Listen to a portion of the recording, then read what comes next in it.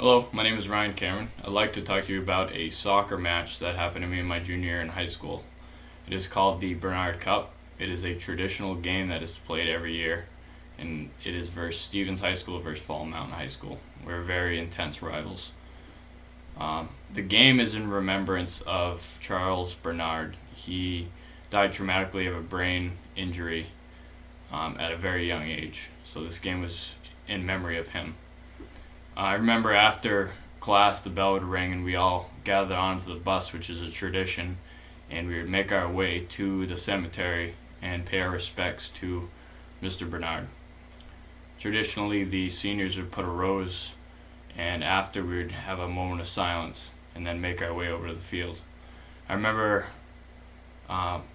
we were very, very quiet on the bus ride over, and we were also quiet stretching and watching the crowd coming in because this was a very intense event.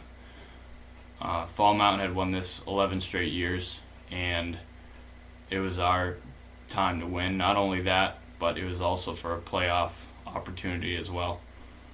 I remember it started off 0-0 throughout the whole game, and one of our defensive players kicked the ball up the field, and one of our attackmen trapped it and got by two defenders and buried the ball in the net.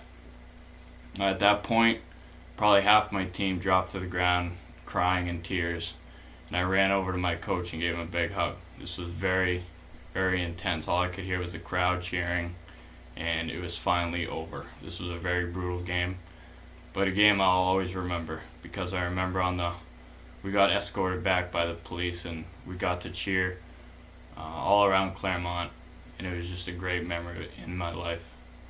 And also after that, another injury happened. The next day in practice, I blew out my knee, and eventually I had to have 2 knee surgeries. But I think everything happens for a reason. But thank you for listening. Goodbye.